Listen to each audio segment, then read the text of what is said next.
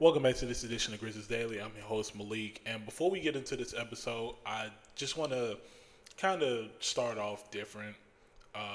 If you don't know, by the time y'all watching this episode, it'll be 9/11. Just wanted to start off by saying, my condolences still go to those families that were lost in those terror attacks. I wasn't born when they happened. I was born in 2002, so I don't know exactly how it was in that time, but I can't imagine how traumatic it was for some people.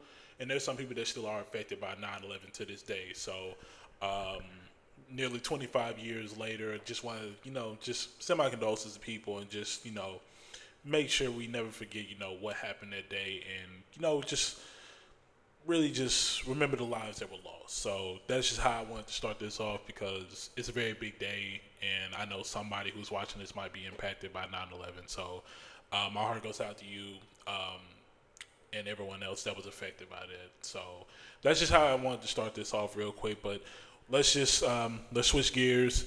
We got some things worth talking about today for the Grizzlies, and it's actually worth really noting about. So one thing that is worth talking about right now, John Morant. He was on a Twitch live stream with his I want to say like his photographer basically, shot by Nye. If y'all don't know who Nye is, he's the one that like basically films stuff for Ja. And he John Morant during the stream basically kind of gave Grizzlies fans a lot of hope. He essentially said, hey, I'm still gonna be dunking. That's one thing that we definitely heard from him. I can't say exactly what he said, quote, but just know he said he's gonna be dunking on people again. He also said that we can expect 2021 Ja Morant to come back. Now, to give y'all an idea of how good 2021 Ja Morant is, I have the stats right here, and I don't. And looking at it now, it's actually crazy when you think about it because he was 2021 Ja Morant was special. So in the stats of 2021, 2022, Ja Morant in 57 games averaged 27.4 points per game, 5 rebounds, 6 assists, 1.2 steals. He shot 49% from the field, 35% from three, and 76% from the free throw line. The only thing about Ja Morant and I'm actually starting to see it a lot more, and maybe this changes over time. But one thing about Ja Morant, I think because he has the ball so much, his turnover numbers are always high. Like looking in the season and just looking throughout his career, Ja Morant doesn't have a season where he doesn't average under 3 turnovers a game. And granted, that's because he's the main ball handler. So he's gonna have a lot of turnovers. But if he can find a way to really keep those down, I think we're looking at one of the best years of a Memphis Grizzlies of all Grizzly player ever. So if we get that kind of player for Ja Morant, I think we're in store for a great season. I'm very excited to see the mentality that he has. Just in that live stream, he seemed very like matured. I mean, he even said himself he doesn't even really touch social media like that anymore. He's locked in on this season. He's focused on becoming the best player he can be and come back to peak Ja Morant. So I'm very excited for this season and what Ja Morant has to bring because he's going to have an elevated role with, Desmond Bane being gone and then Jaren Jackson Jr. still recovering from a toe injury. So Ja Morant, he understands the mentality that he needs to have, and to see that coming to the court, I can't wait. I can't wait for it. I know we all can't wait for it. And hey, I'm just like I said, every day I'm waiting for the season to start. So y'all know how I feel about that. Now, switching gears, let's talk Jaren Jackson Jr. Jaren Jackson Jr. We talk a lot about him. We talk about the fact that he has some things that he needs to work on, whether it's scoring out of the post quicker, maybe not rushing the shot, the rebounds, of course. We have some things, of course, the foul trouble as well. So we have some things that, when it comes to Jaren Jackson Jr., there are true concerns, and rightfully so. But to me, and I saw an article, the biggest concern that I have for Jaren Jackson Jr. going forward is his playoff inconsistency. And I kind of thought it was a stretch. I can't even lie. When I read the article, I was like, okay, maybe this is a bit of a stretch. But then I looked at Jaren's playoff numbers. They're alarming. They're alarmingly bad. I can't even lie. They're alarmingly bad. So if we look at here, his first year in the playoffs in 2020, he averaged 13 points a game on 42% shooting from the field, 28% from three, and he averaged 5 rebounds, a block, a steal, 1 assist, and 4 fouls a game. And just to give you an idea, in every year that Jaren has been in the playoffs, except for last year, he's averaged four fouls a game. So that's goes back to the foul thing that we're talking about. His scoring, like the points per game, hasn't never really been the problem. It's the other intangibles. Like Jaren, he hasn't shot, at least in the playoffs, his averages he's never shot 45% from the field. That's a problem. Because this is a guy we're talking about taking 13 to 15 shots a game. So that's an issue that I have. 3-point shooting, it was solid. It was solid for the most part in that 2021-22 season. But other than that, Jaren has not been a good shooter when it comes to the playoffs. Free throw shooting never really been a problem. Oddly enough, the rebounds actually have been pretty good for Jaren.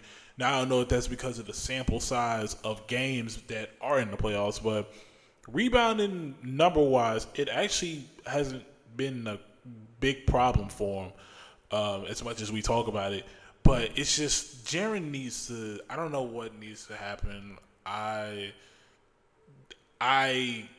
think I've said this on record, but I do think, and I'm a firm believer, that if Jaren doesn't figure it out within 2 years, I think the Grizzlies will look to move him, because we're talking about a guy who, like I said, he's in year 8, year 9, whatever. I can't think off the top of my head right now, but this is a guy that's going to be nearing year 10, and we're still talking about the same little issues. So we have to really, like I said, eventually, if he doesn't figure this out, we're going to have some uncomfortable conversations.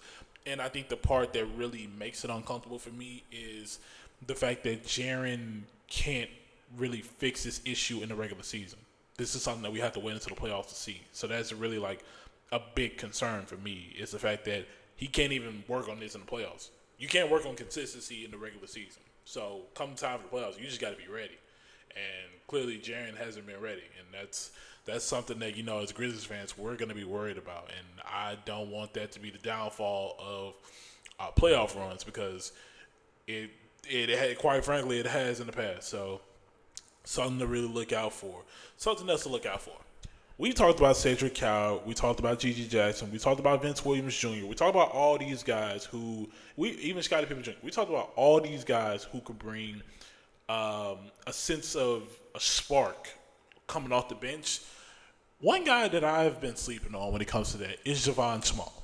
If you don't know, Javon Small is he was the 48th overall pick out of West Virginia, and he balled out in the summer league. I can't lie, and he only played 2 games, but in those 2 games, he averaged 17 points, 7 rebounds, 17 points, 7 assists, 4.5 rebounds, and 1 steal in just 23 minutes each game. So I think he's somebody that, over time, obviously, Javon Small, he's on a 2-way, so he's not going to be coming off the bench and on the, probably like the first week of the season. So that's something that I should probably clarify right there. But this is a guy that's going to develop on the Memphis Hustle and then work his way onto the main roster, where I think he can consistently find his way into a spot. Now, he will have some challenges because of the fact that Ty Jerome was brought in, and then you still have Scottie Pippen Jr., you still got Kentavious Caldwell-Pope. But just looking forward, I think there's a potential where we could see Javon Small develop into that role as a spark plug. It doesn't even have to be this season, but it could be next season. Who knows? I think he's somebody that, can fit in that role. I mean, like I said, we brought up Scottie Pippen Jr. Scottie Pippen Jr. was he had talent. When he first got in the Grizzlies, everybody saw he had talent. But let's just be honest. we didn't think Scottie Pippen Jr. Well, I'll speak for myself. I didn't think Scottie Pippen Jr. would be in the role that he is now. I thought he'd be serviceable, but now he's one of the best bench point guards in the league. So, you know, it's good showing off the development aspect, but also Javon Small just brings he's a Kleiman's point guard. He's a Zach Kleiman point guard. He's a dog. He brings great energy, brings all these things that you like. He's somebody that fits the team.